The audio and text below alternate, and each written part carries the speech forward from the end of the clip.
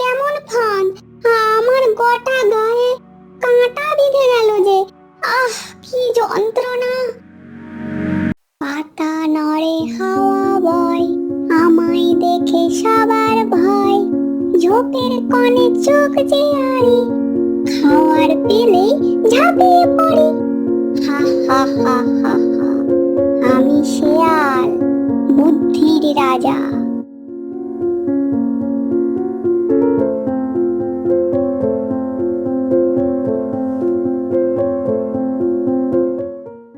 এই যে টুনি পাখিটা সারাদিন শুধু নিজের ডিম আগলে বসে থাকে, আর আমাকে দেখলেই ভয়ে কাঁপতে থাকে। এই শিয়াল, বারবার আমার বাসার নিচে এসে চেঁচামেচি করবে না। তুমি নিজেকে খুব চালাক ভাবো, তাই না? সাহস থাকলে গাছে উঠে দেখাও দেখি। সারাদিন শুধু দুর্বলদের ভয় দেখাও, এটাই তোমার বীরত্ব? শিয়াল রেগে গিয়ে ফোঁস ফোঁস করতে করতে গাছে ওঠার চেষ্টা করতে লাগলো, কিন্তু বারবার নিচে পড়ে যেতে লাগলো। শিয়াল, গাছে ওঠা এত সহজ কাজ নয়। শুধু বড় বড় কথা বললেই শক্তিশালী হওয়া যায় না। আমার ডিমের দিকে আর একবার তাকালে তোমার মুখে ঠুকরে দেব। জঙ্গলের সব পশু তখন হাসবে তোমায় দেখে। শিয়াল অপমানিত হয়ে রেগে ওখান থেকে চলে গেল। পরের দিন সকালে গাছতলায় বসে থাকা শেয়ালের মুখ একদম গম্ভীর। সে ধীরে ধীরে লেজ নাড়ছে, চোখে রাগ আর অপমানের আগুন জ্বলছে। ঠিক তখনই কথা থেকে একটি কাক উড়ে এসে বসলো শেয়ালের কাছে। আরে শেয়াল ভাই, সকাল সকাল এত রাগ কিসের? তোমাকে তো দেখে মনে হচ্ছে কেউ যেন তোমার লেজে আগুন লাগিয়ে দিয়েছে। সব সময় মজা করবে না, আজ আমার মাথা গরম আছে। একটা ছোট্ট পুচকে টুনি কিনা আমাকে অপমান করলো। গাছে উঠতে গিয়ে কয়েকবার পড়ে গেলাম, আর সে হাসতে লাগলো। তুমি হঠাৎ গাছে উঠতে গেলে কেন? শেয়াল হয়ে গাছে ওঠা সত্যি তো হাসির কথা তো এটা। এ তো বেশ মজার ব্যাপার। হা হা হা হা। তুমি কি আমার বন্ধু, না তুমিও টুনি পাখির দলে? না না, আমি একটু মজা করেছিলাম আর কি। ওদের সঙ্গে বন্ধু করে আমার কি লাভ? তোমার সঙ্গে থাকলে পশু পাখির হাড় মাংস খেয়ে আমার যা হোক পেট ভরবে। আমার মাথায় এখন আগুন জ্বলছে। যতক্ষণ না ওই ছোট্ট টুনিকে শিক্ষা দিচ্ছি, ততক্ষণ আমি শান্ত হব না। শিয়াল ভাই, গাছে ওঠার দরকার কি? বুদ্ধি খাটাতে হবে, বুদ্ধি। সেই বুদ্ধিটাই তো এখন খুঁজে পাচ্ছি না। আমার মাথা কোনো কাজই করছে না। রাগে আমার বুদ্ধির 12টা বেজে গেছে। তোর মাথাটা তো ঠান্ডা আছে, কি বলছিস তাড়াতাড়ি বল তো। একটা লম্বা বাঁশ চাই, ওই বাঁশ দিয়ে টুনির বাসাকে নিচে ফেলে দেব, ব্যাস সব শেষ। টুনির ডিম নিচে পড়ে গড়াগড়ি খাবে, দুজনে মিলে পেট ভরে খেয়ে নিব। ঠিক বলেছ। তুমি তাহলে একটা বাঁশ জোগাড় করে আনো, আজ ওই টুনি পাখিকে শিক্ষা দেওয়া হবে।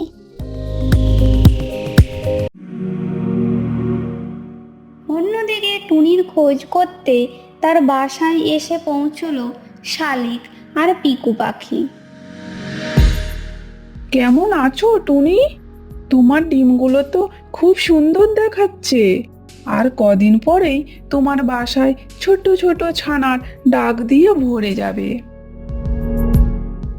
হ্যাঁ পিকু কাকা, মনে হয় আর 4-5 দিনের মধ্যেই বাচ্চাগুলো বেরোবে। আমি সারা রাত ঘুমোতে পারি না, শুধু ভাবি ওদের কোনো বিপদ না হয়। এটাই তো মায়ের মন, সব মাই তার প্রাণের থেকে বেশি ভালোবাসে তার বাচ্চাদের। এই শিয়ালটাকে খুব ভয় হয়, প্রতিদিন এসে আমাকে বিরক্ত করে, ভয় দেখায় আর ডিম খাওয়ার কথা বলে। চিন্তা করো না টুনি, কোনো বিপদ হলে আমাদের কাছে চলে এসো, আমরা সব রকম ভাবে সাহায্য করব।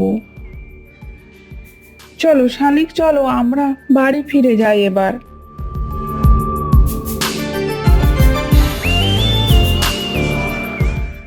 অন্যদিকে কাক একটি বাঁশ জোগাড় করে নিয়ে চলছে। কাকের পিঠে বাঁশ একটা শালিকের নজরে পড়ল। বাঁশ নিয়ে কাক শেয়ালের কাছে রেখে বলল, হাফ হাফ কিন্তু। এই নাও শেয়াল ভাই, পুরো জঙ্গল খুঁজে অবশেষে একটা লম্বা বাঁশ পেলাম। হা হা হা হা, দারুণ কাজ করেছো কাক ভাই, আজ ওই টুনির অহংকার মাটিতে মিশে যাবে। শিয়াল ও কাক চুপি চুপি টুনির বাসার দিকে এগোলো। কাক বারবার চারপাশটা দেখে নিচ্ছে, আশেপাশে আবার কেউ যেন না দেখে ফেলে।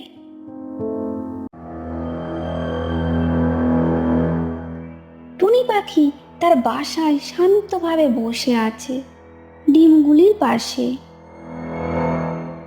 হঠাৎ নিচের ঝোপটা নড়ে উঠল। শিয়ালের কাঁধে একটা বাঁশ আর দুষ্টু কাক তার পেছনে পেছনে। তোমরা আবার এখানে কেন? হা হা হা হা হা, কি হলো টুনি, আজ এত চুপচাপ কেন? কাল তো খুব বড় বড় কথা বলেছিলি। আজ তোমার হাসি বেশিক্ষণ থাকবে না। দেখ টুনি, এই বাঁশের এক ধাক্কায় তোর আনন্দ সব শেষ। না, আমার ডিমগুলোর কোনো ক্ষতি করবে না তোমরা।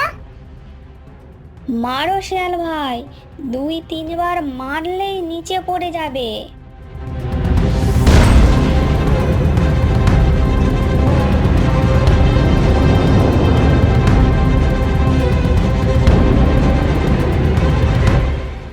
টুনির বাসা ও ডিম মাটিতে পড়ে ভেঙে গেল। টুনি পাখি কাঁদতে লাগলো।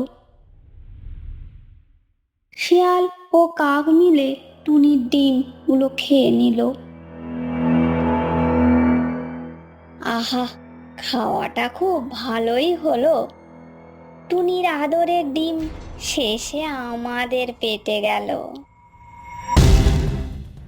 আমারও বুকটা এখন ঠান্ডা হলো। কাল এত অহংকার, আজ সব শেষ। হা হা হা। দুর্বলদের কষ্ট দিয়ে যারা আনন্দ পায় তারা কখনো সত্যিকারের শক্তিশালী হয় না। তোমরা আমার এত বড় ক্ষতি করলে কেন? টুনি পাখি কাঁদতে কাঁদতে সোজা চলল শালিক পাখি ও পিকু পাখি ডেরায়।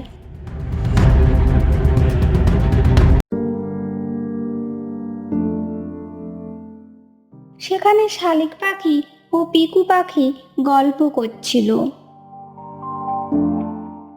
টুনি, তোমার এই অবস্থা কেন?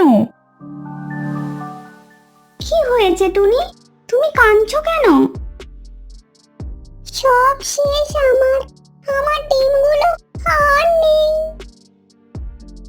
কি বলছো টুনি? শান্ত হও, একটু শান্ত হও, সব খুলে বলো। কে এমন করলো তোমার এত বড় ক্ষতি? কাকের পিঠে বাঁশ দেখে আমিও ভেবেছিলাম নিশ্চয়ই কোনো খারাপ উদ্দেশ্য আছে ওই কাকের। টুনি পাখি সমস্ত ঘটনা জানালো। কাক ও শেয়াল যে কিভাবে তার ডিমগুলোকে নষ্ট করেছে তা বলল। কি নিষ্ঠুর, ওদের শাস্তি হওয়া উচিত।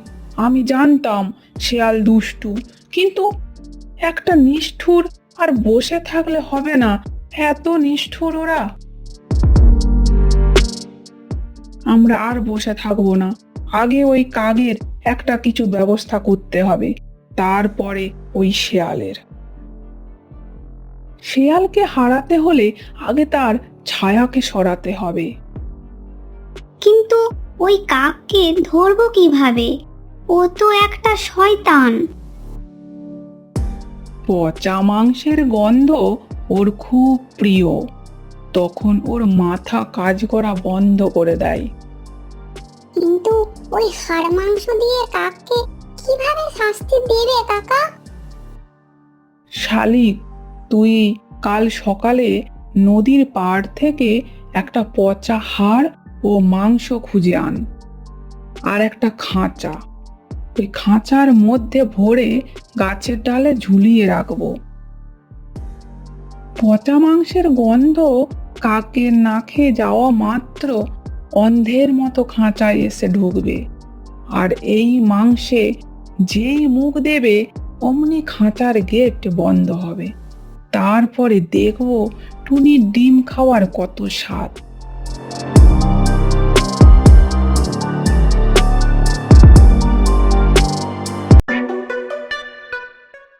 পরের দিন সকালে শালিক পাখি নদীর ধার থেকে একটা হাড় ও মাংস খুঁজে আনলো। সেটাকে খাঁচার মধ্যে রেখে খাঁচার গেট খুলে দিল। তারপর তিনজনে গাছের অন্য ডালে লুকিয়ে রইল। ওই পথ দিয়ে কাক উড়ে যেতেই তার নাকে পচা মাংসের গন্ধ লাগতেই থমকে দাঁড়ালো। কেমন মজাদার গন্ধ! অনেকদিন পরে এমন গন্ধ না খেয়ে এলো। ওই তো গাছের ডালে সুন্দরভাবে যত্নে রাখা আছে, দেখে মনে হচ্ছে কেউ যেন দয়া করে আমার জন্য খাবার রেখেছে। যাই হোক, শেয়াল আসার আগে খেয়ে ফেলতে হবে, না হলে ও আবার ভাগ চেয়ে বসবে। ও আসার আগে আমি পেট পুড়ে খেয়ে ফেলি, তারপর তার ভাবা যাবে অন্য কথা।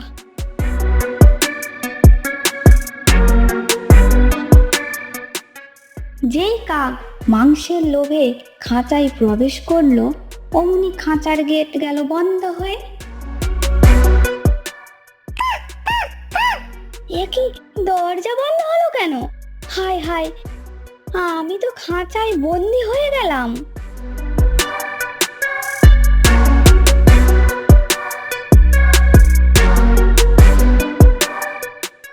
কি হলো কাক, তোমার চালাকিটা এখন দেখাও দেখি। আমি আর কোনো পাখির ক্ষতি করব না, এবারের মতো ক্ষমা করো আমাকে। যখন আমার বাসাটা ভেঙেছিলি, আমার কান্না তো কানে যায়নি। এখন তুই এখানে সারা জীবন থাক, কেউ তোকে বাঁচাতে আসবে না। যেমন খারাপ কাজ করিস সেই রকম কঠিন শাস্তি পাবি। কাক খাঁচার মধ্যে চুপচাপ বসে কাঁদছে।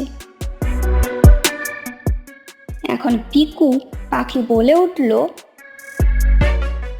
শুধু কাককে শাস্তি দিলে হবে না, সব অন্যায়ের মাথা ওই শেয়াল বেটা। এবারে দেখ কেমন করে শাস্তি দেওয়া হবে ওই শেয়াল বেটাকে। তাহলে এখন কি করবে পিকু কাকা? ওই দুষ্টু শেয়ালকে তো উপযুক্ত শাস্তি দিতেই হবে। আজ সারা রাত কাক ওইভাবে খাঁচার মধ্যে বন্দি থাক, কালকে সকালে আমি শেয়ালকে কি শাস্তি দেব সেটা সবাই দেখবে।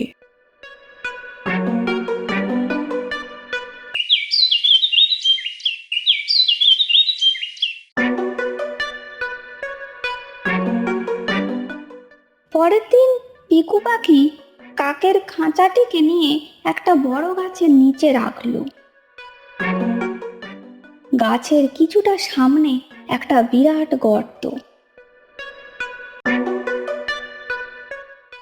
আর তার ভেতরে সাজিয়ে রাখা হয়েছে বড় বড় সব কাঁটা। সুন্দরভাবে উপরে বিছিয়ে ঢেকে রাখা হয়েছে শুকনো পাতা দিয়ে।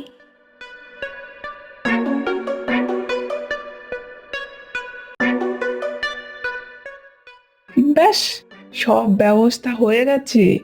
বেটা শেয়াল কাকের কান্না শুনে নিশ্চয়ই ওকে বাঁচাতে আসবে, আর তখনই ওই গর্তে কাঁটার মধ্যে পড়ে চিৎকার করবে, বাঁচাও বাঁচাও।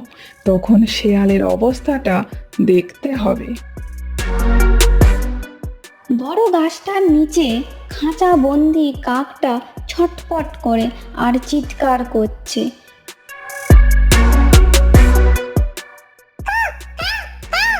বাঁচাও বাঁচাও, কেউ আমাকে বাঁচাও একটিবার। শিয়াল ভাই, তুমি কোথায়? আমাকে ফাঁদে ফেলেছে এরা। এই জঙ্গলে তুমি ছাড়া আর কেউ নেই। তাড়াতাড়ি আমাকে এই খাঁচা থেকে বের করে নিয়ে চলো।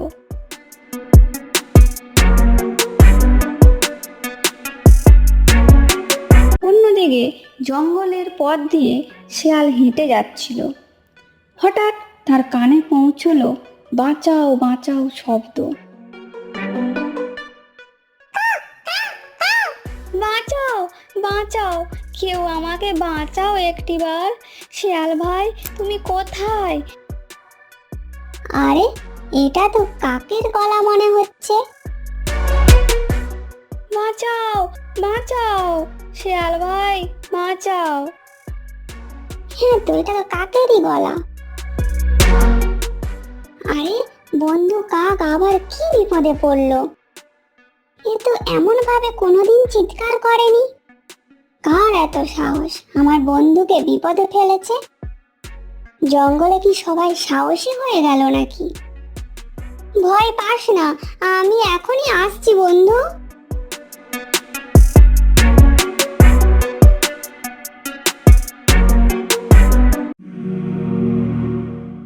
তাড়াতাড়ি এসো, আমি আর পাচ্ছি না বন্দি থাকতে। দুষ্টু শেয়াল কিছুই বুঝতে পারল না। কাকের কান্না শুনে দ্রুত গতিতে গাছটার দিকে এগিয়ে যাচ্ছে। তার চোখে তখন রাগ আর মনে একটাই কথা, যেভাবেই হোক বন্ধুকে বাঁচাতে হবে। অবশেষে সে পৌঁছলো গর্তের কাছাকাছি। আরেকটু এগোতেই হঠাৎ করে গর্তের মধ্যে পড়ে গেল। সারা শরীরে তার সেই কাঁটা বিঁধে গেল। শিয়াল চিৎকার করতে লাগলো, এ কেমন ফাঁদ! আমার গোটা গায়ে কাঁটা বিঁধে গেল যে। আহ, কি যন্ত্রণা! আমি ভুল করেছি, ক্ষমা করো আমাকে, ক্ষমা করো।